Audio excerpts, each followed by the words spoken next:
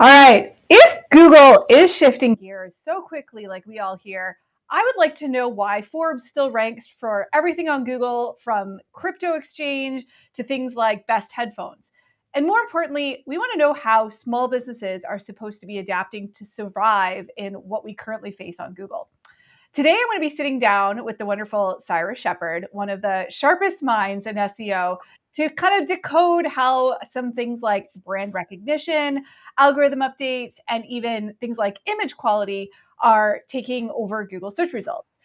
Is the future of SEO really about doing less to rank higher? Because I keep hearing that. Or is that just a myth? We have a lot of questions put together to ask Cyrus today. But before we get into that, I'll introduce myself. I'm Joy Hawkins, owner of Sterling Sky. With me, of course, is Cyrus Shepard. Cyrus, can you give everybody a little intro about yourself? Yeah, hi, and thanks for that, Joy. I'm excited to be here and talk to you. We've known each other over the years. I'm Cyrus Shepard. I used to be head of SEO and content at the company Moz, formerly SEO Moz. When they were bought out by a large conglomerate, I left the company, and now I run my own consultancy, Zippy, in Astoria, Oregon, home of the Goonies. I've worked as a Google quality rater. I study Google's algorithm, and I do consulting to help pay for that. I'm kind of a nerd that way, but I'm happy to be here and excited about the things we're going to talk about. Yeah, so as usual, we're going to be taking lots of audience questions. So if you have questions for Cyrus that you want to make sure you get answered, do make sure you leave them in the comments, and we'll be queuing those up to ask him. I wanted to start off by talking about something that was pretty prevalent at MozCon this year. MozCon's where I met Cyrus, and so both of us were speakers there this year, and one of the things they talked about was brand score, this new thing that Moz has. And why I think it's become more prevalent lately is because of all the algorithm leak documents talking about how brand is important, and some of that stuff might actually impact how you rank on Google. Cyrus, can you enlighten people about what I'm talking about when I'm talking about this brand score metric? Yeah. So the score is called brand authority. And folks at Moz have had it for a little while. It's basically a reflection of how many people are searching for your brand, your company. So it's very highly correlated with search volume for those. How many people are searching for Sterling Sky, or for instance, or Zippy. And what I think is really interesting is Tom Capper at Moz recently did a study showing that sites hit by recent Google updates, specifically Google's helpful content update, very low brand authority score compared to their domain authority, meaning their links, they had a lot of links, but maybe not a lot of brand search. And sites under a certain threshold were much more likely to see declining traffic. And I think that's kind of a direction Google's taking with, trying to correct over optimization of SEO. People who are building a lot of links, are they real business? Do they have presence on the web? So I think Moz really knocked it out of the park with this brand authority score. So how would you use the tool? Like, what are you kind of looking for when you're using it? Like, I'm trying to think of like an SEO on a regular basis. Like, what would they gather from that would actually impact their day-to-day? Yeah, so I think, first of all, it's really easy to check. I'm not trying to plug Moz here, but you can just go on, log in. You get like 5 free. Type in your domain. You can see your domain authority and your brand authority, and you divide the two. And if the ratio is over 1.4, there's a huge difference between them. You might have a brand authority problem. For smaller businesses, it doesn't work that well. Maybe some of your local clients, because there's just not a lot of branded search out there. So the tool's not perfect. But I think, I heard this great quote on Facebook. Telling a small business to build a brand is like telling a homeless person just buy a house. It's not that easy. Brand building is not that easy. But there are some things you can do. And I think, just in my own research, just a little bit of branded search can go a long, long ways. So that's putting out things like, doing press releases, doing podcasts like this, getting named Cyrus Shepard and Zippy and Sterling Sky there in the universe, building online calculators or tools, building a score like brand authority, what Moz does. That counts as, branded search for them. So there are little things you can do. What I'm encouraging people in consultancy to do, quit worrying about building links and just work on brand building, getting your budget that you have on link building, just switch that over to brand building, getting the links out there, getting tools, getting people to talk about your business, and not so much links to your content. And that's a positive shift all around. Right. In some ways, like Google could just be pushing people to advertise more on their own platform, right? Because that's another way to get more branded searches is just, up your ad budget with Google. How nice. Yeah. And to be fair, when this study came out, Tom Kemper's study came out, I heard a lot of black hat SEOs talk about, well, I'm just going to, buy branded search clicks and, run those through. Those are really easy. There's a lot of services offering those. I don't have experience with those. I think more safe ways to go about brand building than buying branded search volume. But yeah, I think it's a big deal. And I think Google has been moving in this direction. I think they're going to move even further in this direction as we go forward. Yeah, I know I interviewed on our YouTube channel here a plumber by the name of Roger Wakefield a while ago, and he talked about how when he went viral on YouTube, basically his ranking went up for his plumbing business, and that was due to a lot of people searching for like his name and his business, and then that in turn actually helped him rank for Dallas plumber, even though he wasn't doing anything SEO wise. So there's definitely a factor there. Yeah, and I think also Google's still not great at exact match domains and figuring out when things are supposed to be ranking for their, branded search. I was looking at a site the other day called cabletv.com. It has no association with it doesn't own anything. It's just a referral program to other cable TV providers. But it has really good brand search because people think this is cable TV. This is the official website of cable TV. So I think, one solution, if you're choosing a brand new domain, I think there is something to be said for choosing something that's very keyword rich, closely associated, that you can sort of steal some of that brand authority. And I think that still works to a little bit.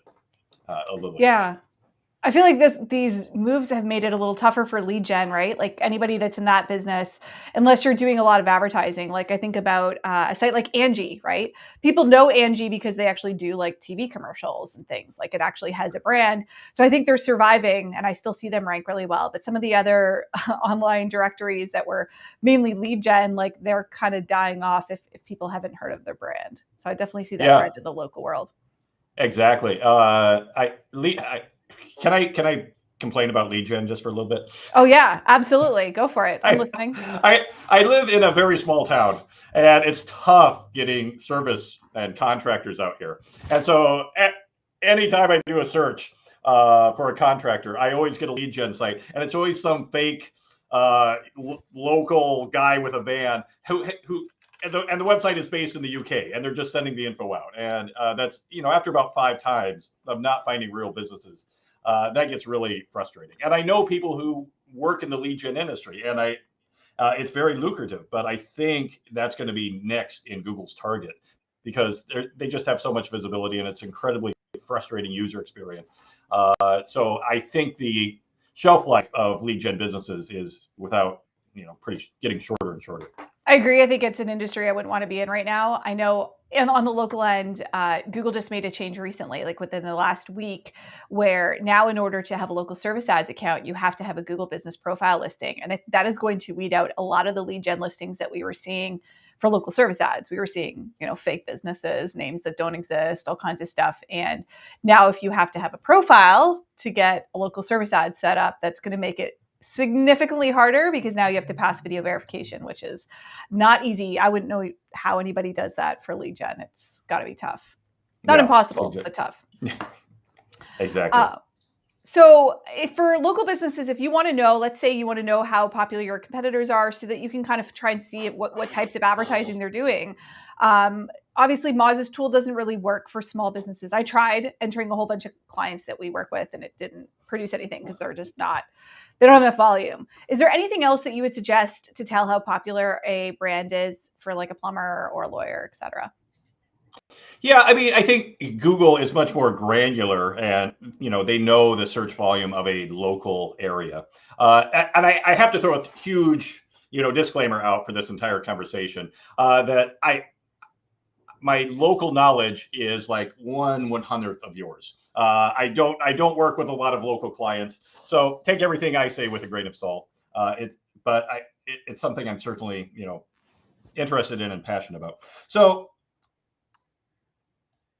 evaluating your brand strength compared to, your local competitors. I think my friend Gianluca, in Italy, would tell me just look at the SERPs. If you're seeing who's ranking, and brand in local may just be who's looking for driving directions to a particular area. What's Google Maps recommending?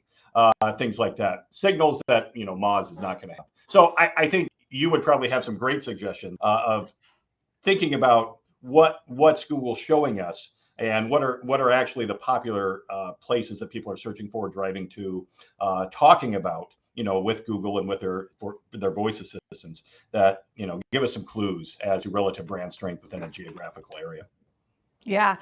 Cyrus, quick note, we're getting some reports that your camera is a little fuzzy. Do you want to just turn it off and on, and then let's see if that helps fix any of it? Absolutely. All right.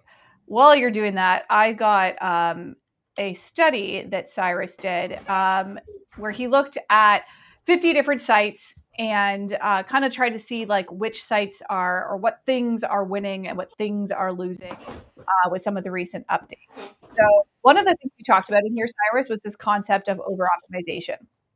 So first of all, just in case anybody doesn't know what over-optimization is, what are you talking about when you say that? Over-optimization is too much SEO. Doing all the things that me and you, all our friends have talked about for the past 10, 15 years, and just doing them to the extreme. I think a great example is this brand authority, domain authority ratio that we just talked about. Google's looking at sites that have lots of links and they're ranking great for it, but they're not a real business, or they're just overdoing the links, and they don't have a real brand. And we see the rankings coming down over the last year. So that's one example of over-optimization, people building links without really building a business. Perfect. And so when we think about over-optimization too, as well, there's an on-site component, right? I think about like people that are, the plumber or the lawyer just going, car accident lawyer 500 times on the page. That could also be classified as over-optimization as well, correct? Yeah, absolutely. So I think it might be helpful if I talk about some of the specific things that we study, especially on page. The first thing, we looked at like 150 different, SEO factors, and comparing winning sites and losing sites over the past year. And one of the first things we looked at was title tags. And that was significantly correlated with winning and losing. Losing sites tend to use what we would call very optimized titles, or maybe clickbait titles. 10 best foamy sponges for 2020. Amazing places to vacation in Rome. You won't believe it. Those listicle type posts or titles are highly correlated with losing traffic. And I kind of take that personally, because I've been writing blog posts about how to optimize your titles for years. And now it's almost a negative ranking factor. And what we see in the data is sites that write very boring, straightforward titles that match, the title on the page. Those sites are doing better than sites that are, doing all sorts of fancy things with their titles. So that's one thing. Another, and stop me anytime, I'll just drone on. Another is internal linking. We're seeing I've tracked internal linking for quite a while, and it was always the more internal links, the more anchor text variety, the better you're going to rank, without question. One of the easiest, best, most usable ranking factors that we know. But now in the data, we're seeing that sites, it's the opposite. It totally changed in the last year. That sites with lots of anchor text variation, internally, they're going down. And it's just crazy. It's like Google's reading our blog posts and saying, how are these SEOs getting away with, ruining our results? And we're going to do the opposite. We're going to look at the people who don't know SEO. We want to reward the people who are not manipulating search. We want to reward the people who are just building businesses and have something to share. And so that's what I think they're actively turning those knobs, and we're seeing a shift in SERPs because of it. So here's a question for you, because let's say you have an over-optimized site. You get a client tomorrow and I'm going to pick on personal injury lawyers because we have a lot of them as clients, and also they tend to be in this, definitely in this camp of over-optimization. So you get this personal injury lawyer, you look and they've got a page about dog bites and it's got the words dog bite lawyer 500 times on the page. Do you ever go and suggest that they remove some of those instances? And have you actually seen that work? Does it actually result in anything positive? Can you talk about that? Yeah, so a lot of my clients, we try to find scalable ways, especially when I'm dealing with more of my larger sites. It's really hard to go through and optimize page by page. But I've had clients do that. They're going through page by page. It takes months. And that's what's so hard, because we spent years building these sites, and then they're just over optimized, and they're going through and they're removing internal anchors page by page, removing the over optimized anchor text. And it's a lot of hard work, and you don't always see results right away. But over time, when done correctly, we're usually seeing positive results after we remove those internal anchors. So yeah, we do it page by page. For local clients with fewer pages, it might be a little easier to de-optimize some of those links. But I don't recommend doing it unless you've seen a traffic decline, because that's the dichotomy, because these techniques still work. And that's the problem. But there's two different sets of rules. If your Google places you in that camp where they think you're over optimized, then they stop working. So you don't want to. I'm not saying don't internal link. You absolutely should internal link. Don't remove them unless you've seen a traffic decline in the last year, or you've been hit by one of these major updates. So don't say Cyrus Shepard said don't link. Make sure you clip that. No. The thing that I usually tell people is that scale is your enemy when it comes to SEO. In lots of instances, this would be one of them, right? You it works really well, but then you try doing it at scale and all of a sudden you're in trouble. So using the anchor text variation, so you're saying, anchor text, meaning the words that, link to the other page. Variation is good, as we saw in that graph. So is this if you have a problem with your site, you should go back and make sure that your anchor text is varied? And how much does it need to be varied? Is it you should aim to have 2 for every keyword, or 3 or 8 or 10, or is there a magic number you would shoot for? Yeah, so in the original data study that we did a few years, 2 or 3 years ago, we found the magic number was 10. For every page should have, there a minimum of 10 different variations linking to it. And I think that's still probably true, unless you've seen a traffic decline. And then you want to start removing those and, get down to, fairly low. So again, the two different rules. So 10, unless you've been penalized, and then start removing. That's what I kind of hate about these updates, is people like you and me and your clients, they just want to create good content. They just want to, understand SEO best practices.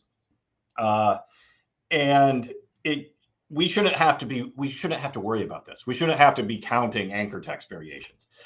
So the best advice that I do is just, and Google has been saying this for a couple of years now, and we've kind of dismissed it. Danny Sullivan, John Mueller keep saying, don't do things for SEO. Don't do things for SEO. And I think what they were secretly telling us is, we are looking at your SEO, and if you do too much, you're gonna get hit. So I think my best advice these days is just do your best to create good content and make a decision. Am I doing this for Google? Am I doing it for the users? And I don't want to sound like Danny Sullivan and John Mueller, but that's how the algorithms work now. So that's what we need to do. Create the best content you can, and to keep your user in mind, and that's the direction we need to go. Okay, there was something else in the study that you said that really piqued my interest, talking about the average age of URLs on winning sites. Can you explain this? So we're going to have it up here. So winning sites and losing sites. Explain what this means. Yeah. So a little background, just so you know, when we talk about these studies, these are not typical SEO studies. Typical SEO studies that I used to run at Moz, you would look at a broad swath of the internet, thousands of URLs. For this, we wanted to look at the outliers, the URLs, the sites that maybe not discarded in a normal study. So we have this database of sites, like 4,000 sites of sites that are niche sites that rely on advertising and affiliate links, don't have a lot of brand authority. So sites that are prime suspects for getting hit by these updates. And then we look at the winners, the ones that are winning regardless, that have never lost an update. And we compare them to the extreme losers, the sites that just can't catch a break. And when you compare the outliers like this, you get much more interesting data and things start to stand out. So, okay, now going back to the dates. So there's a statement in Google's guidance about creating helpful content, about are you changing the dates frequently without changing the content on the page? That's an old SEO trick. You just update the date, every month, September 2024. So what we did is we fired up our crawlers. We looked at all these different date formats. And what we found is that losing sites, the average on-page publish date was a little less than a year, 273 days. On sites that won every update, the average age of the post was something like 2.5, 3 years, 774 days. I'm not sure where the math looks at that. But this was one of the most correlated features that we found, that winning sites just weren't updating those dates, all the time. They were letting their content age. They were only updating the date on the page when significant changes were made. And the losing sites were doing just the SEO tricks, updating the dates every other week, saying newly updated, without really changing the content on the page. So I think Google has gotten wise to this technique, and that's what the data says. So we're encouraging our clients to only change the date on the page when you significantly change the content on the page, and do it judiciously. Yeah, that's fascinating. That seems to be like so against what we've seen as far as ranking factors, because having newer content definitely makes you rank higher for lots of queries. Not all of them, but we see that sometimes. Like you update a page and then it's like boom, you get a traffic surge. So that's interesting. It's a weird trend. Yeah, and I've had clients, completely remove dates from their pages, and it can have mixed results because those things work. Again, you remove the dates and the SERP changes and click-through rates can fall. But at the same time, I've had clients completely remove dates and seen traffic rise after, a month or two when Google has processed all the changes. So there's definitely something going on there. So for the listicle format, you were talking about how you're seeing that that's associated with losing sites. What is the action in there? So if you're a site that used to have lots of listicles, like I think of TripAdvisor, they're like a good site that has good listicles, right? Top 10 places to visit in Rome. Like they're actually really good. They're based on reviews, based on lots of user data. Let's pretend they got hurt by this. I don't actually know that they did. What would you do differently then if you were working at TripAdvisor? Yeah, so the funny thing is Google just launched this list feature in the SERP where they just specifically show list, which is kind of funny, after killing a lot of listicles. If I was TripAdvisor, I'd probably just keep doing the listicle. But I think what I advise clients is I think listicles are fine, but you get in a little bit of trouble if that's all you're publishing. Top 10 places, do that, top, things like that. What I try to shift clients towards is, instead of creating this idea of content, a top 10 list, I want them to share experiences. So here we have, top 10 hotels. It's fine to keep doing that, but let's insert some of your experience into that. What makes it unique? Do we have unique photography for each of these locations? Have people actually visited each of these locations? Let's compare them in a table. Let's not just do 10. Let's compare price, features, amenities. Let's add unique experiences to this content beyond just listing 10 things out, because that is what Google is rewarding, and not just a list. So yeah. That's actually something we've been trying to do a lot more with clients as well, adding in the experience piece. We have a couple questions, so I'm going to take a couple here. What are the best SEO practices for building traffic and gaining leads for teen boarding schools or adult drug rehab centers? Sorry, no drug, just adult rehab.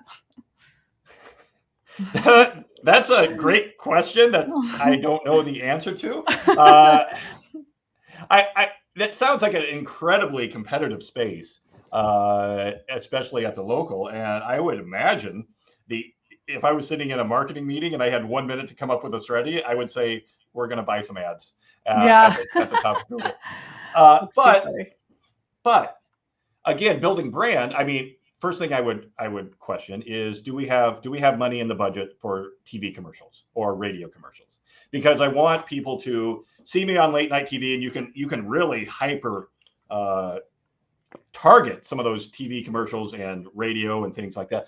And then when they go to search, maybe they remember your brand and you're generating that brand search for your business. And it's a loop. You're not doing the TV commercial for people to call you right away. You're just getting in the back of their head. So when they do the Google search, they're thinking of you.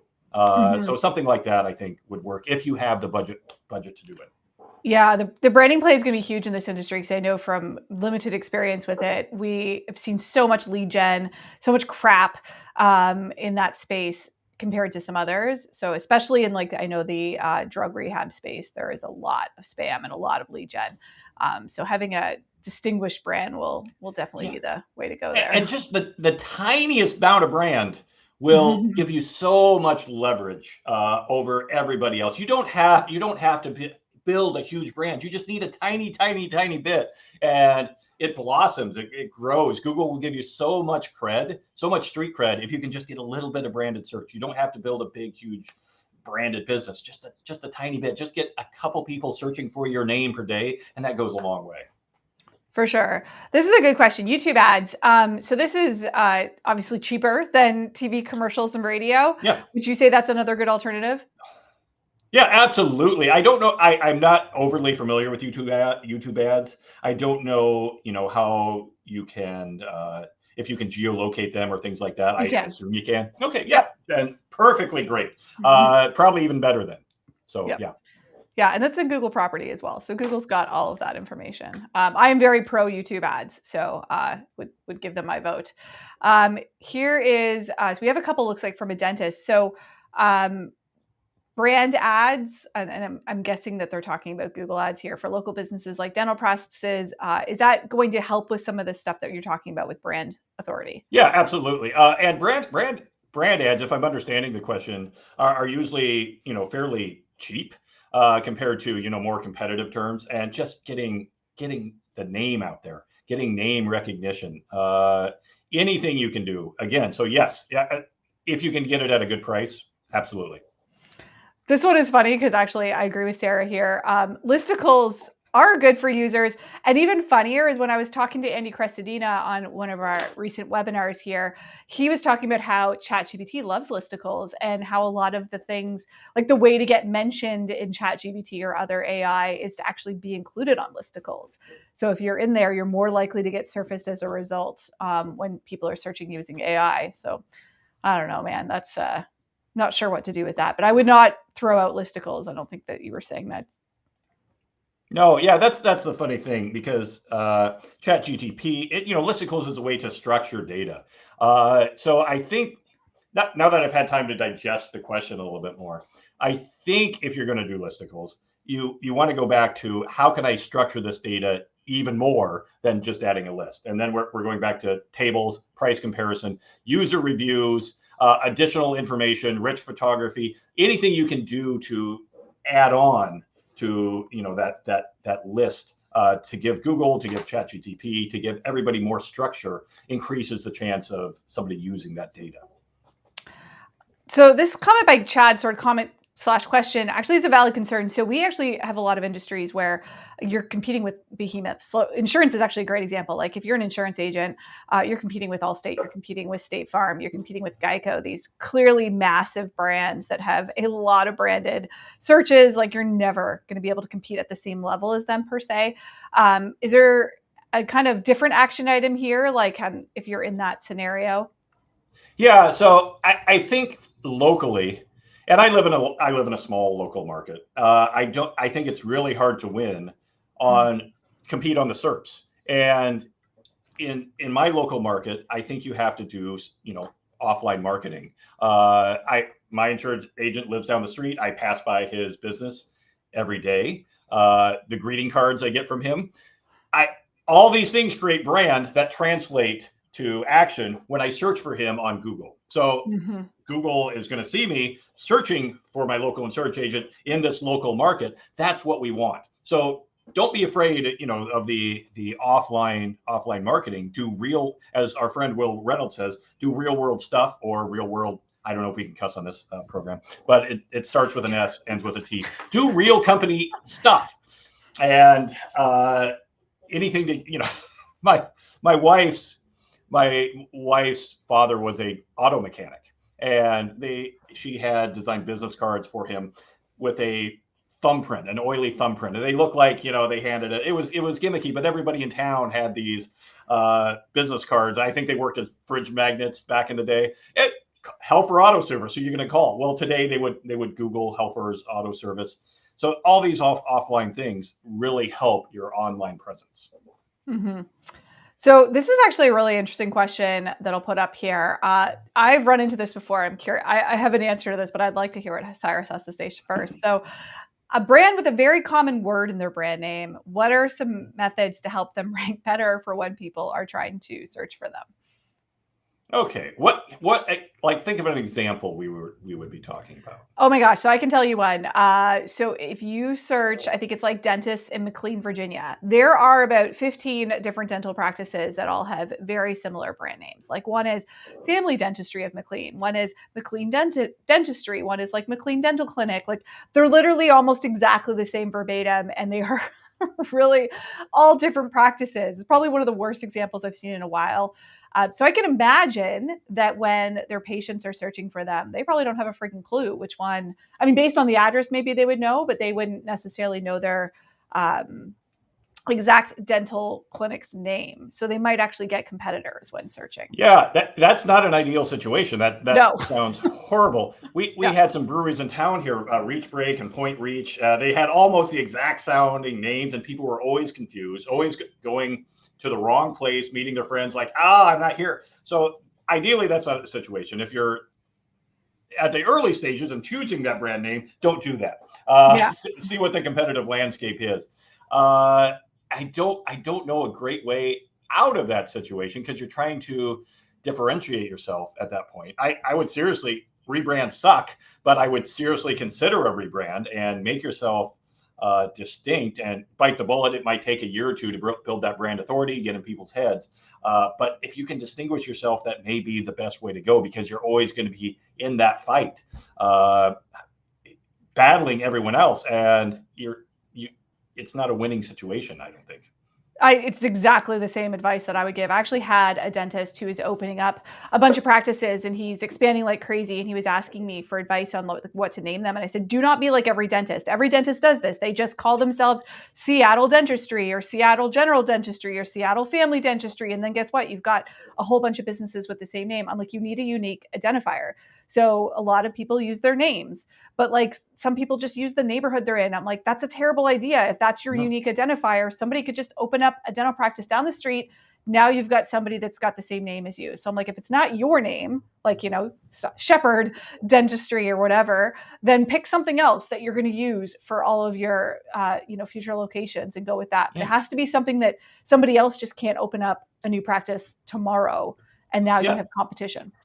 And it goes back to our conversation about brand. That I understand the strategy. You're trying to capture that existing demand, people searching for a dentist near me or a dentist in this town. But that's not what you want. You want people searching for you, because that's your moat. That's defensible. So even if you can get just one or two people searching for Mountain Man Dentistry or Spring Creek Dentists or something like that, something that's unique, now you're distinguishable. Now you have brand. Now you don't have to worry about all these other people. You have your. I'd argue you could have both, right? You could be Shepard McLean Dentistry. Yes. Right. So as long as you got the Shepard in there, you should be fine. But we push rebranding with our clients like crazy. We're like, hey, get a new logo, start this process. When you get your signs redone, let's, incorporate this, because it is something that the average small businesses doesn't even think about. And some people, I see it with cannabis shops now. There's all these cannabis shop near me, and their names are like Cannabis City, or not even kidding. I think there's one that's called Your Local Cannabis. I'm like, what a horrible idea. Yeah, I think your suggestion of choosing a keyword and adding a brand to it is great. When I named my company Zippy, I bought kind of a semi-expensive domain, but a few years later, I'm like, well, people don't really know that I do SEO, and so if you go to my website now, everything is branded as Zippy SEO, and I do everything Zippy SEO. And I wish I just would have bought Zippy SEO, because it would have been a lot cheaper than what I paid for. But yeah, that excellent strategy. Use your existing keyword, add your branding to it, and you get the best of both worlds. All right, we've got a few other questions. I'm going to save them. I want to talk about your open letter to Google. So Cyrus, you tweeted this. So on X, Twitter, whatever we're calling it these days, you were talking about how, come on, Google, do we really think that Forbes should rank #1 for best crypto exchange, along with best CBD gummies, along with best headphones? Like this, I agree with you. For the record, this is absolutely ridiculous. First of all, why do you think Google is ranking Forbes so highly? There is an old saying in the business world that no one got fired for hiring IBM. It's the safe choice. And Google, years ago, over 10 years ago, Google's Eric Schmidt said, brand is the way out of the cesspool. That's how Google thinks of, website ecosystem. We're just a cesspool of spam, and they have to, pick the winners out of that. Forbes, it's a safe bet. It's got lots of brand authority. People trust it and recognize the average user thinks Forbes, the esteemed financial journal that I grew up with. It's in reality, it's just an affiliate content farm at this point. But yeah, it's the safe choice for Google. And what upsets me is Google's double standard. For small publishers, they're asking for proof of experience, that you actually have to test the products, that you have to jump through all these hoops and custom photography and things like that. Hey, we spent our thousands of dollars. House Fresh, the air purifier review company, they're holding the small publishers to a different standard because they don't have that that brand authority. Forbes doesn't have that. Forbes gets a free pass. They don't have to actually review the products. They can just pump out an article, show no proof of actually having experience with anything, and it will rank. And that's a little upsetting. But for Google, it's gook enough, to quote AJ Cohn. And I think there's some people in Google who care and are starting to adjust things, but it's a battle. We see it a lot with our lawyer clients. Like Forbes is in usually the first page of search results for almost every single lawyer query that I do. It's very annoying. It was not like that a couple of years ago. Yeah. So they've really taken on some of the major players, like vertical specific directories like Avo, lawyers.com, Martindale, et cetera. Like these are now people that are competing with Forbes, which I'm like, since when is Forbes an expert on law? Like, come on. So here's a question, because it's easy to pick apart what Google's doing here. Who do you think should rank there instead? Do you think it should be like Reddit? Should it be small businesses? Should it be directory sites that are similar to Forbes but maybe have more credibility? Yeah, so that's an excellent question. With the August core update and recently updates, I think I said in that letter that there's evidence when I work with sites that have been penalized, or review sites that are getting beat out by Forbes. I think Google does have some mechanisms in place to evaluate experience. They talk about experience and expertise in the quality rater guidelines a lot. Quality raters rate sites. I think they have some algorithms that can evaluate when a site actually is an expert on something and has actual experience with things. And I kind of hinted in that open letter, Google needs to turn that signal up, that they shouldn't have this dual standard of just giving Forbes a pass and letting everybody else. So I think, and with the August core update, I think we actually saw some evidence of Google turning those signals up and rewarding the smaller sites that are showing experience. Now I just want Google to bring down the brand authority knob and turn up those experience knobs, and I think we'd have a better SERP. So yeah. Yeah. So to answer your question, who should be ranking? People with actual experience. And I think Google can figure that out. They just need to turn those knobs. Is there anything that people should take away from Forbes playbook though? Like, because obviously Forbes is doing well. So I mean, goodness, if I was on their SEO team, I'd be pretty proud of myself. Like, what are they doing correctly that we should be mimicking? Yeah, I feel like Forbes, I'm a little hesitant to say that, because I feel like we're looking at Forbes right before the fall of the Roman Empire.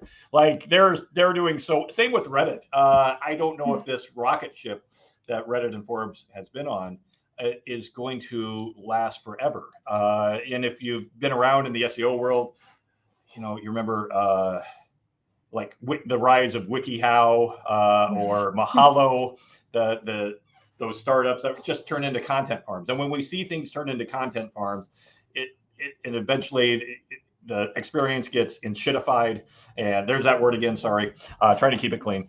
You're good. The experience gets enshittified, and eventually things fall apart. And we're seeing Forbes, evidence that Forbes, the affiliate content machine behind Forbes, taking over other sites and starting to pump out stuff.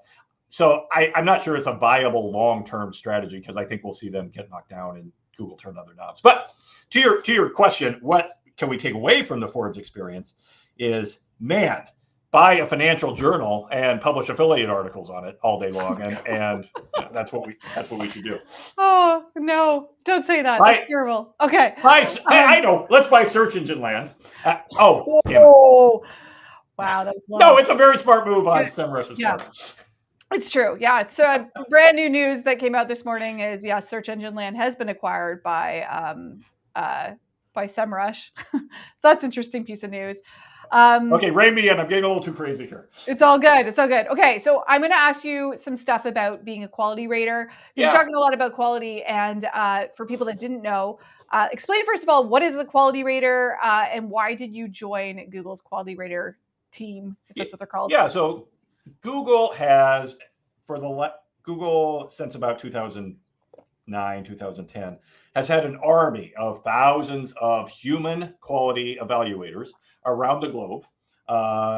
They follow instructions laid out in Google's quality rater guidelines, which you can find online.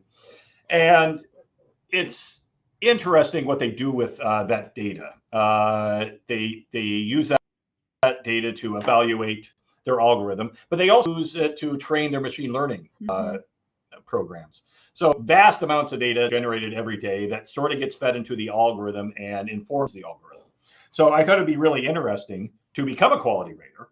And so I signed up, and it took me 2 weeks to pass all the tests. It's a rigorous process, and the exams are really hard, because you have to know literally everything in the 178-page quality rater guidelines, plus a bunch of other documents that they don't share publicly.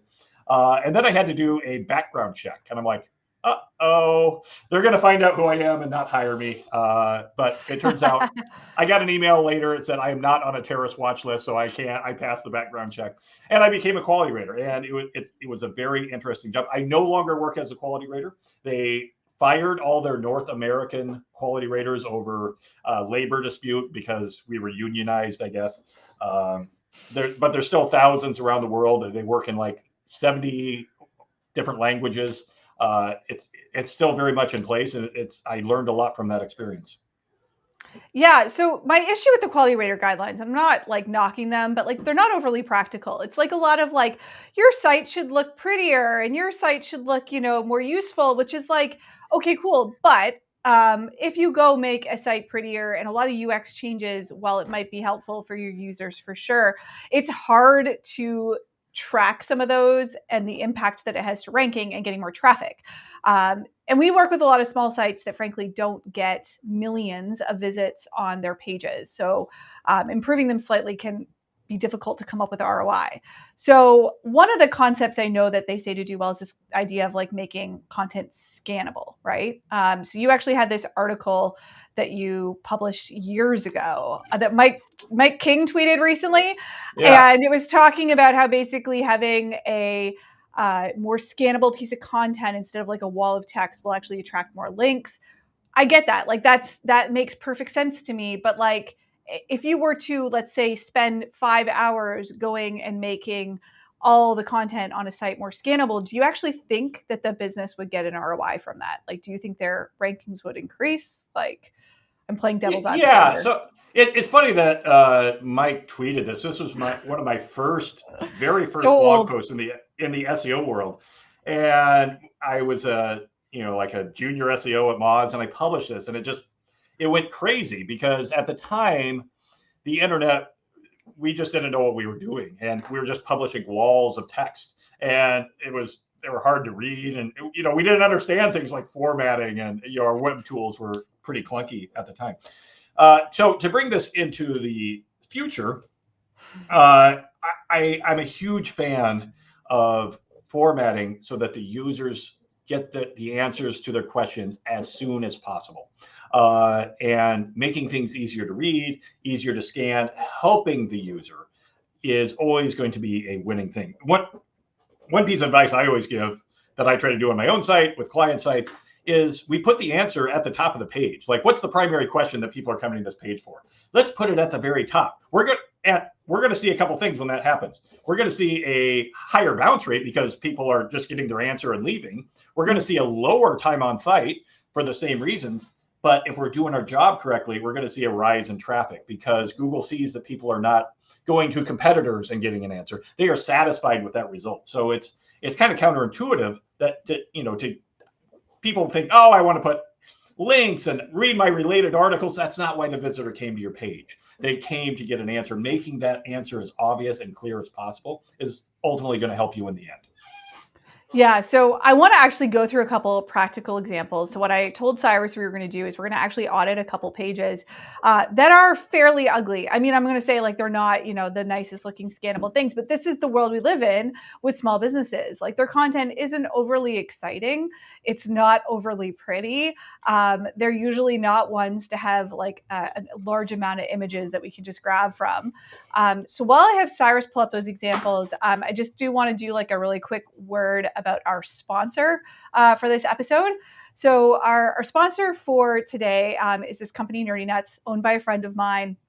If you haven't tried them out, they make custom peanut butter in like I think 300 different flavors. Currently, they've got a whole Halloween selection on their site that I believe is run with Scooby-Doo. And so there's lots of Scooby-Doo themed various peanut butters on their site. This stuff, you eat it like candy. So my kids literally eat it out of the jar. It doesn't last very long in my house. And if you haven't tried it, you can use the Sterling Sky promo code to get 10% off there. I'm sorry in advance if you get hooked on it, because that's what happened in my house, but it is great stuff that you need to check it out. So Cyrus, while you're pulling these up, we're going to do a screen share. So we'll need you just to share your screen here. Absolutely. Google, Richard kicked it off earlier because I think it was affecting the video quality. Gotcha. Okay. So if Cyrus gets blurry, this is why.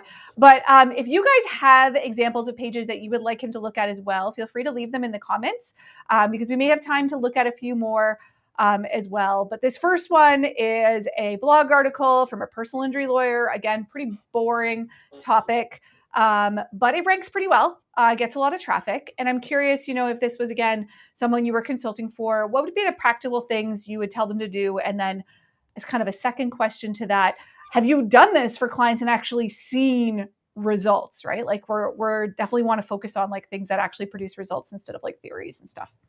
Yeah. Okay. So everybody can see my screen, right? Yeah, we're good. Okay. All right. I'm going to walk through this kind of how I would as a quality rater, but also as an SEO, focusing on some things that I like and don't like. So the very first thing I'm going to do, which may surprise some people, is I'm going to go into inspect and I'm going to look at it in mobile, because that's one thing that probably a lot of people don't realize is that quality raters look at everything on mobile. They oftentimes don't even look at the desktop version of your site.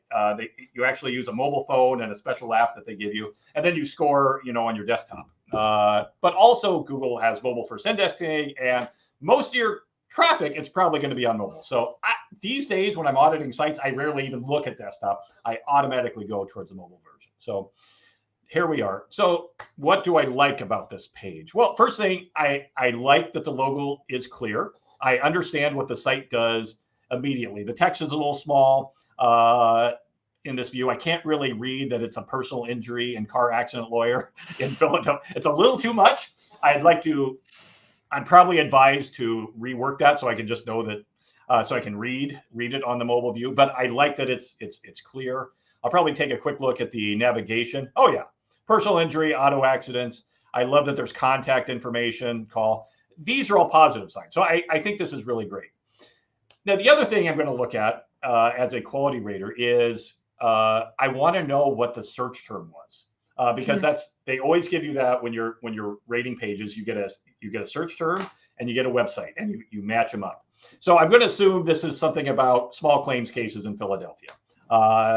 Somebody's searching that, and I see that the headline. It's a pretty clear headline. It's not the most readable, but it's pretty good. I love that there's a woman's picture here because that makes the content personal. And it tells me a real human is behind this content. So I usually advise clients to use human pictures. And I think that's especially important in, local cases. That problem I was talking about earlier about lead gen, not real people behind it. I want to see that there's real people behind this content. So I love that there's a picture. I suspect it's probably the same picture on every post, but I don't know. So it'd be nice to work it up a little bit. I don't like that there's no actual content on the page, just a headline. I want to get into the answer. So I'm having to scroll, and okay, we have a stock image of Judge Wapner of the People's Court that I don't think anyone under the age of 45 would know who this is. Nope. I don't like this at all. It's low effort. I'm going to score this page low on effort and lower on effort and originality for using stock images. I tell all my clients, avoid stock images like the plague. They're not doing you any favors. They don't communicate value. Okay, wait. Can I stop you there for a second? I just want to dive into that before I forget. Stock images. So as a quality rater, is there any directive where you were supposed to rate stock images low, or is that just something a lot of people do? It goes not a specific directive, but I have something to say about that. So you're rating the page on originality and effort, and I think I always, when I ran into obviously stock images, as a rater myself, I'm like, well, it's not that original. They didn't put a lot of effort. I would much rather see something original and unique and creative on this page. But we studied this in our latest data study. We classified sites that used stock images or non-original images, not necessarily stock, just any image you took from another website. And we compared them to sites that had all original images. And we found a statistical difference in the rankings and traffic, that the stock image pages were just ranking lower than the original images. And that shifted significantly in the past couple of years with some of these updates. So I recommend, the data shows not using stock images at all, not using any images is better than using stock images. So I just hate non-original images. So I come to this page and I'm looking for small claims court in Philadelphia. And then I get this wall of text, this really wordy introduction about Judge Wapner that has nothing to do with why I came here. So I'm not really getting, I'm having to search through this. Here's maybe where the relevant parts are. So yeah, make sure the case is, it doesn't look good on mobile. It's not, extremely well optimized. It's just kind of wordy. So I think some formatting this, different way, make it a little more scannable, would help. The content itself seems pretty good. I don't know why there's this phone thing here in front of me. I know it's a lead generation thing. They want people to call, but the fact that I can't dismiss it easily is kind of annoying. And Google quality raters, it's fine to have these things, but they should be easily dismissible. There should be an X somewhere where I can get rid of it. Otherwise, it's covering the content, and it's probably going to get dinged for that from a quality rater point of view. So the content doesn't seem bad, but it's definitely not, a joy to read scannable wise. And it makes me think that they didn't put enough effort into this. It's not enough care. So I might look at ways to liven this up, put it on a more modern theme, if they're using WordPress or something like that, something to, punch it up. You don't have to put a lot of work, but give me make it a little easier to get my answer. Cause right now I'm having to do a lot of reading and, it's not bad, but I think it could be improved. So how would this would clearly rate in the middle of the road for quality. I do like that it's specific. She seems to have some expertise. Like I said, she put her picture on there. I would like to see some author information down here. Tell me about this person I'm looking at. I don't know who she is. Where's her name? There's no, I don't know who she is. I don't know what her expertise is. I'm probably going to look at the about page on this. Do we have an about page? Yeah, about us. Okay. See if I can go there. So Okay. a Yeah, who question are you? about the author Yeah, things, because this is yeah. something that I have seen several SEOs talk about, test, etc. I've never seen any like ranking improvements from adding author bios or author information to pages. I've heard a lot of SEOs actually agree with that. They say they've tried it out because it's a best practice that they often Yeah. get from the quality rated guidelines, but it doesn't actually do anything measurable. Have you seen anything different than that, or have you actually seen that adding author bios helps? That's what our data says too, that adding author bios has nothing to do with rankings. We've looked at it 8 ways from Sunday. The only thing that I can say is where we do see a slight improvement in rankings, and it's a really weird thing. It's the size of your author photo. We're Huh. seeing, a lot of people just do a little headshot like this. And what we like and what we're seeing, we don't have a lot of hard data, but really large 3-body shot author photos that take up a significant real estate show us that you're a real person So this along with one, your. like Yeah, this, this like is is this great. big I just enough? wish. Yeah, this is great. I just wish we had more information about who she was as a user. And I don't. There's no author information at all on this page, so I think I would want to. There might be something in the schema in the back end that says who the author of the page is, but I want to connect those dots a little bit for Google. And have a dedicated author page as Google recommends, so I can learn about her and things like that. So yeah. Got it. Okay. But no measurable impact in rankings that you've seen. It's more of a want. It is one thing I don't know is that one thing we didn't study is just the existence of an author page, but I still recommend it. So because Google can tell who the author of things are, and I suspect there is a ranking benefit to making those connections. And I recommend people do it. Just having an author box though, no ranking change at all. Everybody does it. Every spammer in the world does it. It might even be negatively correlated. So yeah. Okay, that's great. So we have some questions that I'm going to throw up here that have to do with things you just said before we move on to the next example. So here's a good one. I have some clients that refuse to have their face in the creative and don't always have good images. Think of plumbers, right? I mean, maybe the Yeah. average plumber doesn't want to get glamour shots done. Like, I get it. What would you say in this instance? Yeah, that's a tough one. So one thing, if you look at winning product review sites right now, one thing, and it's a different genre, but one thing that's winning right now is actual photographs of the product being tested. They often have hands or other body parts in them, and I think there's a machine learning element in there. So if your client doesn't want to show the face, show something. Show them holding a wrench, and photography, you can get a fairly decent photographer for a few $100s in a lot of markets. Just have them come by and get creative with whatever you're doing. Get your hand in the shot. Hire a model if you have to. Just get some real people. Show me that you're a real business and that you're actually behind the content that you're creating. And I think that goes a long ways, both as a quality rater. I think there's some things in Google algorithms that's looking for that, and your users too. So on the Google side or the Google local side, you can actually get a local photographer. Google has a program, like I forget what it's called now. It's like Google Photography or something along that line, Google Local Photography. And in order to be in that program, you have to abide by certain standards. I always send people there because it's got a directory. You can literally find a photographer near you. And they also have the ability to add like a street view image to your maps listing. So it's got that added benefit.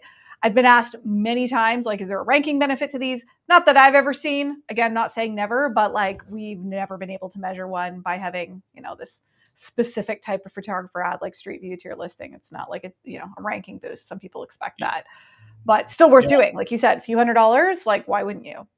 Yeah, it just helps. And you probably have some understanding of, local packs and relevance of just the number of photographs associated with a listing. I don't know, but I would imagine they tend to do better than sites without any photographs at all. So this is a question. I knew we were going to get questions around AI images the moment you started talking about this. So what are your thoughts on AI images versus just going and taking a photo? Is it just as good if it's unique? So I don't have any evidence that Google penalizes AI photos. at all. In fact, you can, if you search, what was the example the other day? Baby peacock. And you search, and it's just filled with AI generated spam or images. And I think Google has a real problem on its hands unless it figures out how to identify AI images, because the web's just going to be filled with fake stuff. That said, I do prefer actual photography over AI because it's genuine. It's higher effort. It shows that you care. So I don't have a huge problem with AI images just for interest, but I would always prefer a real human image over AI because it's real. Yeah. And humans are the worst thing to get with AI, I would say. Like all the really major image fails I've seen have to do with humans, right? So like we've tried using it to get pictures of teeth for dentists because that tends to be a thing you don't have a lot of photos of. It's terrible at making photos of teeth, like really bad. No, I can imagine. Horrible. It's so bad. And then you see all these pictures of like, hands with 6 fingers and things like that. But one that it's done really well, that we've definitely used AI for clients, is like changing colors on things. Like let's say you're a painter and you want to show a room as blue color versus green color versus orange color. That's something that AI can do really well. And you can get like a variety of different options and creative ideas. So there's lots of good uses for AI, but we did do a test on this recently. So I know, Kara, if you want to put the link up to the video, but we actually tested AI versus stock versus original. And the kind of TLDR was that Google really doesn't care if it's AI. If it's different, like you were saying, that's one piece to it. If it's matching the intent of the search, that's the big thing. So we found that like if your image looks nothing like anything on the page, it's a problem, because Google's looking for that specific object or whatever, and that's like a ranking signal. But if it looks totally different, then that's the main thing you don't want. You don't want to be too different.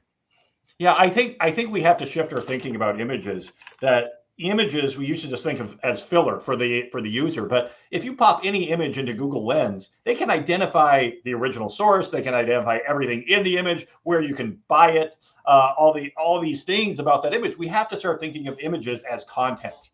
And you can have original content, you can have borrowed content, you can have stock content, but the image that you put on your site is content. And I think as Google gets better and better, it becomes more of a ranking signal that they can potentially use. So we got to shift our thinking. It's not a throwaway. It's something that builds your page. Yeah, and something we have found this here at Sterling Sky, is that images don't matter as a ranking factor for everything, but they matter for certain things. So my go-to usually is check the search results, see if there's an image carousel. If there's an image carousel, likely images are a ranking factor. Or local packs sometimes also have images in them, like directly. I think you get this for like lawn care, some pest control terms, which I'm like, why does Google do this for pest control? Like, who wants to see photos of bugs? But they generally do. Whereas like searches for like lawyers, insurance agents, et cetera, there's no images. So we've seen for queries like that, images are not a ranking factor. That's been our conclusion. What made you conclude that images are more of a ranking factor currently than years ago? Well, one, just the analysis that we did on stock images versus non-stock images, but also just working with Google Lens so much. I think Google Lens is the future of search. I'm doing so much shopping with it. I had a rare part on this doorknob last month that was broken, and I didn't know what it was. I snap a picture, I find some obscure forum that has just the exact part I want, and I wouldn't have been able to do that if I couldn't snap a picture of it and do a Google search with that in that way. And that site wouldn't have ranked unless they had that image on their website, and and they got the traffic for it because it matched my search. So I think the future of search, of image search and things like that, is much larger ahead of us than what we've seen behind us. All right, so I'm going to get you to pull up that second page that I was going to get you to audit. This one is interesting because it's a pretty common scenario we see in the locals page, which are called service area pages, which is, again, I've heard so many people say these are doorway pages, these are bad, blah, blah, blah. The truth of the matter is they rank really well for some industries. So can confirm this page definitely ranks for lots of things. And again, doesn't work for every industry, but the idea is, if you service a bunch of different towns, that you would want to have a different page for each of those towns talking about that town, talking about jobs you've done in that town. So this is an example of one of those crappy service area pages. Yeah. Let's talk about why it might be crappy. Well, again, we always say service area pages are crappy, but they work. So we're like, you should still do them in some instances if they work. It's a big if. Okay, so I'm going to guess this is for Canton, Michigan. So I'm looking for garage door repair in Canton, Michigan. The first thing I see on this page is all this pop-up crap. Welcome back. You know, I can dismiss this, which is good. It's easily dismissible. That's good. I don't know what this is. It's great that you have a 4.8 Google rating, but why can't I get rid of it? And why does it disappear when I scroll? The other thing, the glaring thing right here is I'm in Canton, Michigan. This is garage door, 15 states. I don't see the local presence when I land here. I don't see any mention of Canton, Michigan when I land on the page. That's the thing I came to search for. But I'm going to have to scroll. Best garage door repair near you in Canton, Michigan. It feels like it's not local. Like they optimized it to appear local. It's not local. It's not really answering my question. So that I would put Canton, Michigan at the top of the screen because obviously I came here looking for something like that. I don't know who's behind this company. We're talking about people. It has a cleaner design than the previous attorney site that we looked at. So that's good. So what do I want to do? I want to find out. I'm a user. I want to get my garage door fixed. What are the top things I want to do? I want to find out what services they offer. I want to find out prices, how to content them, Google reviews, things like that. Here's the reviews. Book now. That's a little early in the process because I want to find out some other things. This feels like SEO filler text, to be honest. What are your services? Best value for your money. Okay, what are you actually doing? Same day garage door repair. Okay, that's okay. Call us. It feels like I need to call them to actually figure out what they do and if they can help me, which is maybe the point. But it's a slightly frustrating experience. How much does it cost in Canton? Well, it doesn't tell me, so that was useless. Services and products. Okay, here I'm finally getting to some of my answer at the bottom of the page. Garage door solutions, custom garage doors. Okay, this is kind of the star of the show, but it's not really giving me a lot of information. Okay, is this what the truck actually looks like? I hope so. That's not too bad. I think so. Yeah, you got these accolades. Okay, that's good trust signs. So I give this doesn't help me at all. I give the page some credit for having a clean design, being easy to use. It looks professional, so that's kind of helpful. Garage door insulation. I don't see what I'm looking for here, and what every quality rater is going to look for is information about the company. Who are they? Why should I trust them? Why are they experts on garage door repair? I'm not seeing any of that information here. Weirdly, I don't see any contact information here, which is kind of weird. I do see some on the main page. I can contact them here, so that's good. So overall, this page is, again, it's going to be medium. It sort of answers my query, but it's causing me a lot of extra work. I want to understand. I want to know that they can solve my problem, and they're just doing the lead gen thing. So if I was going to improve these pages, I would get rid of some of the pop-up stuff, make sure it's easily dismissible. I would hyper localize this content and make it more focus it on Canton. The problem with these lead gen pages, they want to scale them out everywhere, and you've got to put the work in to customizing it to your specific location. Give me a service area map. Give me a map of Canton, Michigan, and show me the area that you're servicing, and do that for every page. Make it a custom graphic. Show me the people that will be working on my garage door. I know that's, if it's just lead gen, they may not have that information, but show me some real people. on the page and answer my question. Give me a breakdown of the cost, or even if it's a hugely wide estimate, compare the cost to your competitors and why you're saving money. Answer those questions for me, and I think you could improve these things. It's okay. I think it could be better. I will tell you, one of the pushbacks we get with home services is like turnover is pretty high, right? So they don't want to necessarily showcase their employees if their employees might not be there in a couple months, kind of thing. Yep. So that would be the case where you could show like the hands and things. Would that be just as effective? Show me your truck. I'd love to see your truck. Not the truck that shows up is not always great, but that's okay. Yeah, no, it's true. Home services is challenging. All right, I've got a few more questions for you. Before I get to that, I want to do a shout out to our next webinar that is coming up next month. It's going to be a really interesting one. I'm going to be sitting down with an ex-Googler. So someone that worked at Google for 10 years, specifically on the Google Business Profile product. So I'm going to be hitting up Brad with a ton of information. His name's Brad. A ton of information about things that frustrate users when it comes to Google support, things like terminology that Googlers use that we're like, what does that even mean? I'm going to be talking about reviews, like negative reviews, the ones that are really hard to get rid of. All of this you can get from our newsletter. So we're going to release the date, the time, everything like that soon, probably within the next couple weeks. So if you're not on the Sterling Sky newsletter, definitely make sure that you subscribe to that. We'll be sending out details for the next webinar so that you can register.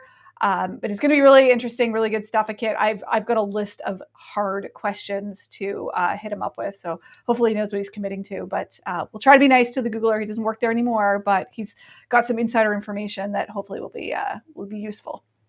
So that sounds fascinating. Yeah. And I feel like we get like public speakers all the time at Google, but they're never in the local space. Like we don't have a Danny Sullivan for local. I wish we did, but getting somebody that works at Google is probably the best we're going to get. So yeah, really excited to hear what Brad has to say, what he's allowed to share, that is. So hopefully he didn't sign too many NDAs. We'll find out. All right. There was something that you shared on X recently that was interesting that I want to ask you about. So you said, one thing I hate about these Google updates is how I've stopped sharing everything I know about SEO. You share these tips, tactics are widely adopted, Google responds, then the tips become useless. There are some positives with these updates, but this is scary news for all of us that want your insights, Cyrus. So can you, first of all, give me an example of something that you shared that backfired on you, that you're like, I wish I hadn't done that? Well, yeah. So I think some of the things we've talked about already, like I have been one of the biggest advocates that I know of varying anchor text and internal linking and publishing studies on that. And then going into the data, trying to figure out why sites were hit with the helpful content update or one of these core updates, and seeing a negative relationship with that. Like, oh, Google's fighting back against some of these tactics that I've shared over the years. So digging into the data and figuring out what works with Google's helpful content update or other things are sometimes kind of gimmicky. And I don't want to be gimmicky.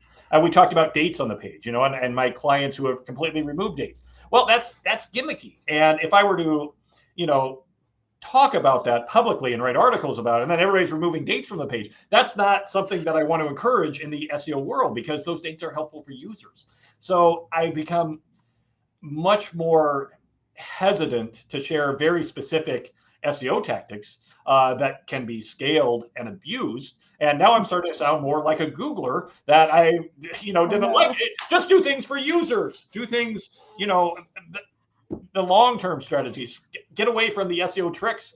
So, yeah, I can't share everything these days when I find something that works, and it makes me feel like a black hat SEO. But that's where we are. But I would argue the black hats probably are fine sharing these tactics. Like, I mean, from what I can see anyways. Yeah.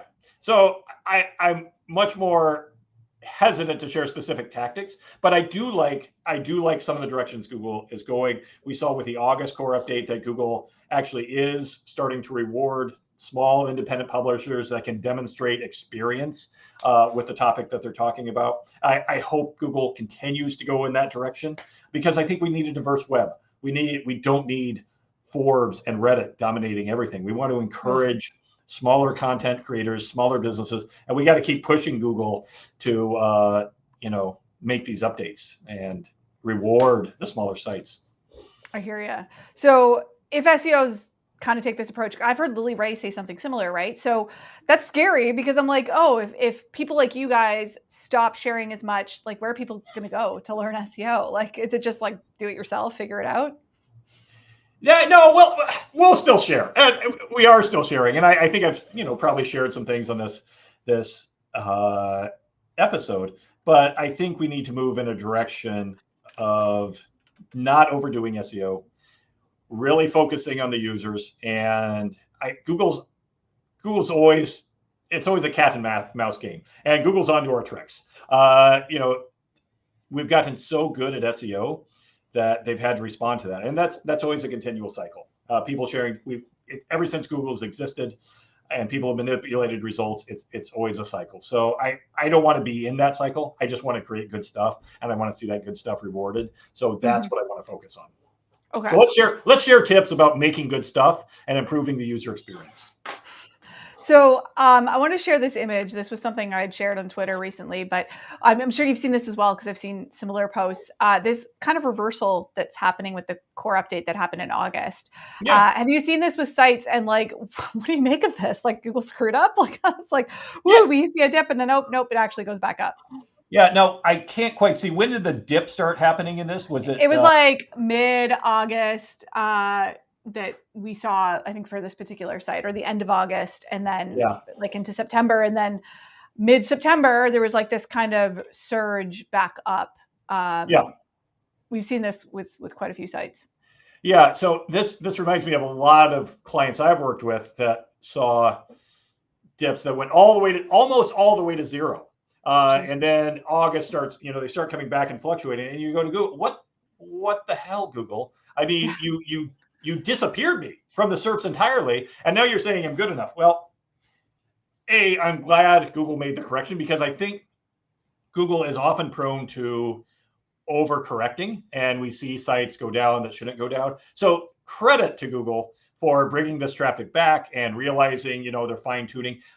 What disturbs me though is Google having such a heavy hand. I understand sites getting penalized for shady techniques, buying links or producing spam, doorway. I understand that, violating Google guidelines. What I don't understand is Google just knocking a site down to zero for reasons that the site can't figure out.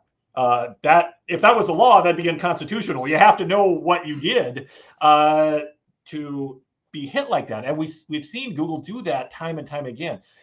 I wish Google had some more guidance for sites that were hit really hard. So I wish they wouldn't hit sites so hard, but I'm glad to see them, constantly making corrections and saying, hey, we're going to, I think the SERPs today are a little better than they were 6 months ago. So credit for that, I guess. So I wanted to ask you about some specific things. I'm going to pull up this tweet that you shared. Specific things that people put on their sites that are definitely annoying for users. I'd like to know if any of these, you've actually seen sites with these decline or whatever. So the first one, the notifications, when you visit a site, and I think this was the one you shared on Twitter, where it's like, allow notifications. My God, I can't tell you how often I get this. I always hit no. I'm like, go away. I don't want these.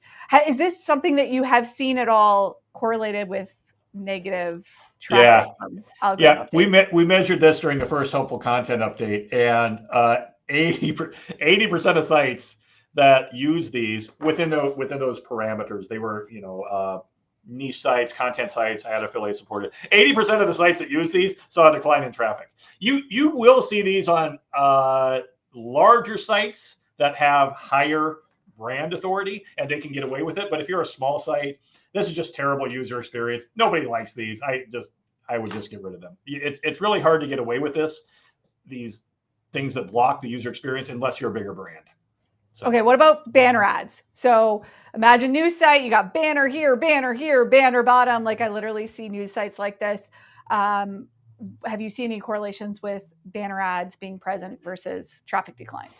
Yeah, banner ads are great when they plaster the screen. So again, I look at the site on mobile and I ask myself, is the banner ad distracting from the main content? If it's not, it's fine. Sites have to make money. I'm not against ads in any way, but when they start to interfere with getting to the answer that I'm looking for, then they can start to be problematic. So we do see a high correlation over the past year with interstitials, the ads that pop up in between page loads. And it's always a tough conversation with site owners because those things support the business, their revenue channel. And I tell site owners that that's a choice. It's a business decision. I can think this has the potential to harm your SEO, but if it's generating revenue for you, you have to decide the trade-off. And I can't make that decision for you, but it's probably going to negatively impact you from an SEO visibility point of view. So you're talking like pop-up ads, like the ones where they have the ads. Pop-ups and interstitials, yeah. Okay. And you've seen negative correlations with that. Yeah. So, okay. Yeah, I know Google's flat out said that. I haven't seen it though. So I was curious to see if you had seen it. We have lots of businesses that we work with that have them and haven't seemed to have any negative from them. One thing to keep in mind is that most of the things we're talking about today, we need to not think of them as ranking factors. Like if I get rid of the ad, I'm going to see my rankings go up. It's more pattern matching. Like you have a scale and you keep adding things to that scale and eventually you tip it. Because Google's helpful content classifiers, our understanding is that they work at a site-wide level, and it can be on or off to various degrees. If it's off, you're fine. But if you keep adding things, if you poor user experience, stock images, lots of ads, if you tip that scale, then you're going down and you start to see those traffic declines. So they're not individual ranking factors. And clients always say to me, well, I changed this page and my rankings didn't go up. I'm like, great. Well, do it to every page on your site and see what happens, and you might get that classifier lifted. So thinking holistically. Again, I'm sounding like a Googler, but yeah. Well, the classifier we'll talk about, because that's something that's, I think, again, maybe news to some people here. But if it is applied site-wide, you see a traffic drop, you would see one of those during like a core update. Is that correct? Or do you see them happening like in real time? It used to be only during core updates. Around March, we saw it starting to be real time. So before March, clients would make changes and nothing would happen. Now clients make changes, and sometimes we see things right away. Sometimes it takes 4 to 8 weeks. It's kind of the longest time period if it's going to have an impact. So yeah, it's more of a real time thing now, and we're seeing Google figure things out much quicker than they used to. So that's good news for site owners. Let's say, for example, that you're you saw this like massive traffic drop at some point in time, maybe it doesn't line up with a algorithm update. If you make site-wide changes, you could get that lifted. Have you seen recoveries? I ask people this all the time. You have? Okay. Yeah. So it's possible. Yes, it is possible. And it's somewhat easier today than when the helpful content came up last year.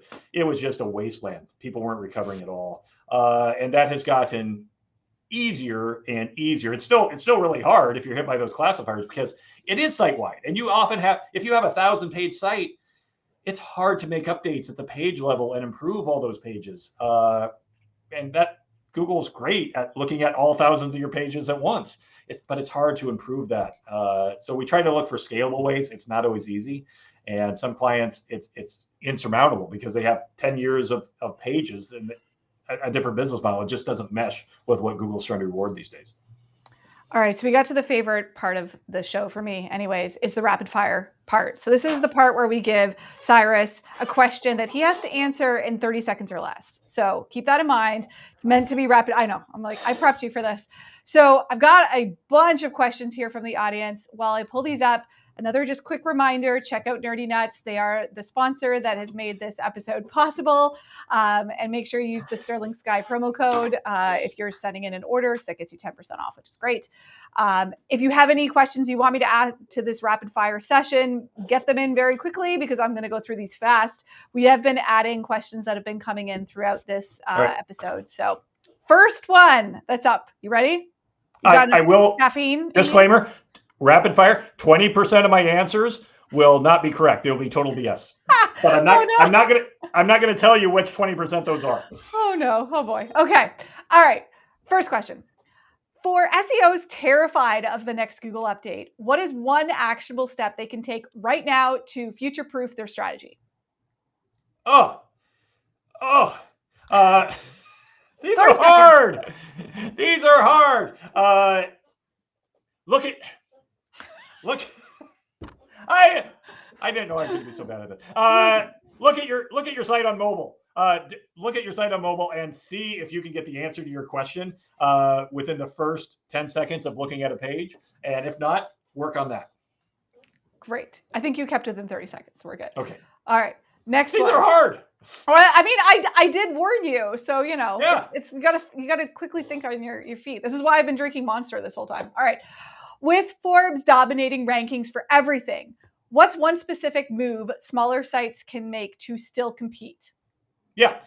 Great question. Stop making content and start sharing experiences. Like that page about winning small claims court. I would talk about specific cases, their experience in small claims court in Philadelphia. Share stories. Write things in first-person voice. Be authentic. Stop creating articles that just content. Google has enough content. Make it personal.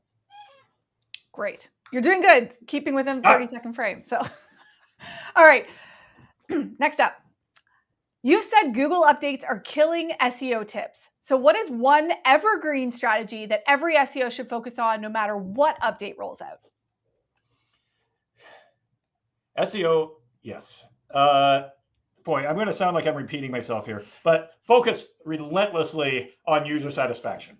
Getting user the answer to their query is defensible. It doesn't mean you're always going to be rewarded. Google can still penalize you, knock you down, rank somebody higher. But if they're going to you, if you're doing a good job of answering the question relentlessly, at least you can say you tried. You have a defensible strategy. You can go to Google and say, look, this is me. Stop it. And we can complain on social media. All right. If alt tags aren't enough anymore, what's the #1 image optimization trick that SEOs could use to stay ahead of these Google updates? Oh, so I gotta answer this in 30 seconds. In our data, sites that had empty alt tags did better than sites that filled every alt tag. And it's almost like SEOs are over optimizing their alt tags. So here's what I recommend people do. Use human focused images. Use real images with humans in them, high quality. I wouldn't even worry about the alt tag. Use the alt tags, but don't over optimize. But use real images with humans and make them high quality. And just check on Google Lens and see how magical that experience is. Treat images as content. All right. For SEOs who feel they're losing rankings after a core update, what's the first thing they should do to recover quickly? Okay. Check your, I would check if you're over optimizing, if you've got too many internal links. That first site that we had this navigation menu that had 50 links in it. You don't need 50 links in your navigation. No one wants to read through that. 7 links. It's psychological. 7 links funnel people down. So that's one of the first things I would look at, and that's 30 seconds. I'll add to that. We're over 30 seconds now, but okay. As consolidating somebody's nav, or what we call the navigation menu, yeah. is one of the biggest things we do. Like, we take site navs that have 50 links in them, and then we'll consolidate them down to 10 or whatever, right? So that has a really good impact. So that is a solid tip. Can confirm we do this all the time. Yeah, I do. I'm so happy to hear. I do that with almost every client I have. Site-wide navigation changes. It really works. Oh, it's amazing. You want to keep the pages in that convert and stuff, but you'll see lifts to them, and it's fantastic. Yeah. Okay. Here's another one. Sorry, and some of these may get a little repetitive, so okay. We'll try and keep the answers different. But if somebody's SEO strategy has not changed in the last year, what is the biggest shift they need to make to stay relevant today? Yeah, I am going to repeat myself, and that is be human. Be human. Stop making content and put yourself on the page, put your business on the page, put the photos of your service van, show it. If you're a plumber, show your wrench, I want to get to know you, and Google wants to get to know you because they're evaluating you on demonstrated experience. Quality raters are. Google's algorithm is increasingly doing this. Show the work on the page about who you are and what you do. Oh, I don't need that. I set my alarm. That didn't work. All right. We got a few more. We had lots from our audience, so I put this on here. Cyrus, with Google's latest core update, what is one outdated SEO tactic that is still being used but does not work anymore that people should stop doing immediately? Yeah, I think we answered this in the question. Stop updating your page dates every time, every week. That is just a negative signal now. And you'll see sites get away with it if they have a lot of brand authority. But if you don't have that brand authority, just don't do it. Update your pages when you actually update them with substantial content. All right. What has been one thing that you have seen boost the needle the most for your clients? Just one. I'm upset because we already talked about it, which is the navigation change, because Okay. that works regardless if you've been hit by an algorithm update. Streamlining your navigation, taking down from 50 links to a more. I always direct people towards IKEA. I think is really good at this. IKEA has 1,000 store sections, but they don't show them all in the mega menu. You have to, choose dining room, bedroom, and then you go into the bedroom. Then you have different areas of the bedroom. That's a great example. On the other end of the stream, we have Home Depot, which just lists everything in the menu, and it's a horrible experience. I wish Home Depot organized a little better, but yeah. That's funny. I use Home Depot all the time as like a good example of a local SEO site, but I'm sure there's ways that they could improve. So Yeah. maybe they're listening.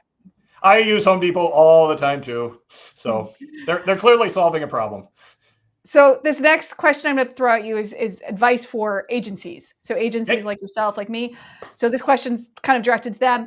If constant SEO is not good enough, how can we actively assist clients with ranking? Should we drive traffic with word of mouth, print, social, etc.? Yes. All All of that. We need to do a better job. Well, a couple of things.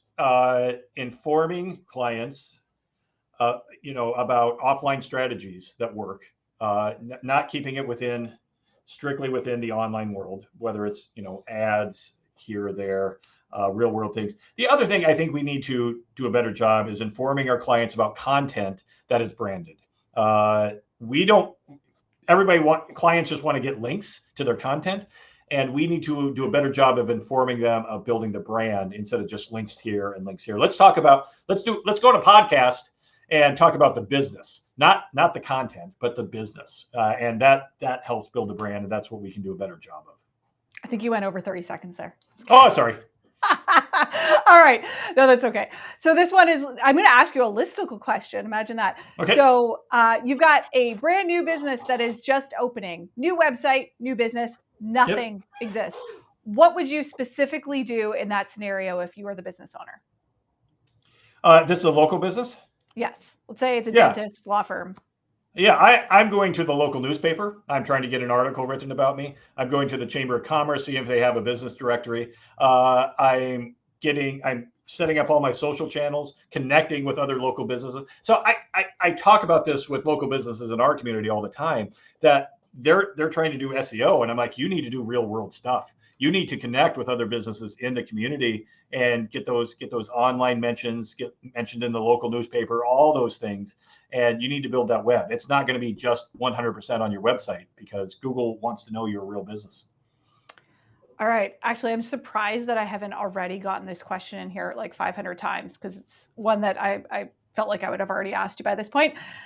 So in all of your case studies and things that you've been looking at, did you find that Google ranks articles written by AI lower? No, and that's not something that we've actually measured.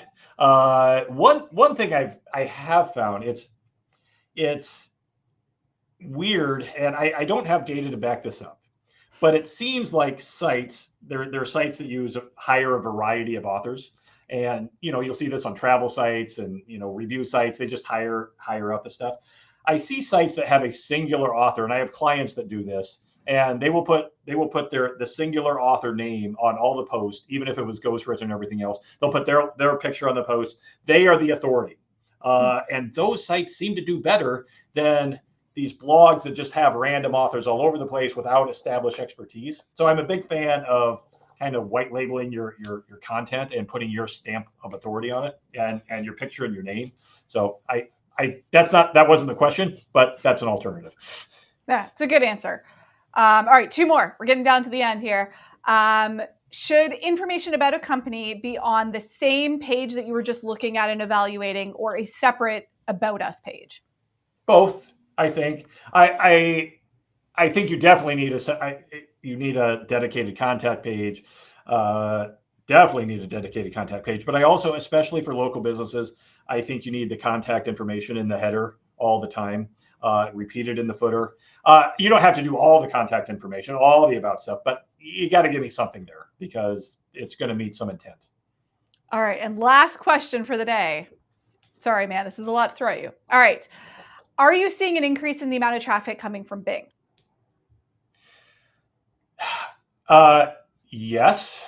But I, the studies I've looked at, I'm not an expert on this. The studies I've looked at show like over the course of the last 12 months, like a 1% increase in traffic, and a lot of it being driven by, chat GTP and stuff like that. Well, that's it. Yeah. Not in my client sites, there's nothing to move the needle. Except for really rare odd terms. Yeah.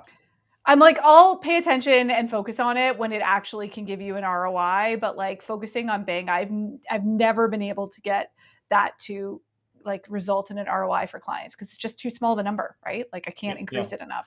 So yeah. If the Department of Justice is successful in breaking up Google in years down the road, that could be a thing, but yeah, scary times. All right, Cyrus, I've thrown a lot at you. I'm sorry if you're like you have a headache now after talking to me for an hour and a half, but it's been really great interviewing you and throwing all this stuff at your face. So thank you for taking the time. Always a pleasure. I'm a big fan of you and Sterling Sky, one of my favorite local SEO agencies. I refer clients to you all the time. Yeah. So happy to be here. Reminder to anybody that's still on here, we do ask for feedback on these. It's something that I personally read, look at every single one of them. So please make sure you fill that out. We'd love to know what you liked, what you didn't like, what we could do differently next time. Cyrus, just before we cut out, can you just let everybody know where they can find you if they have questions after? Yeah, my website is zippy.com. I'm active on LinkedIn and Twitter X and Threads. Hey, I have 900 followers almost on Threads. Join me there for, spicy SEO takes. Oh man, I could go on. I'm going to stop. I'm not going to comment on Threads. All right. Thank you guys for listening. Until next time. See you later. Thanks, everyone.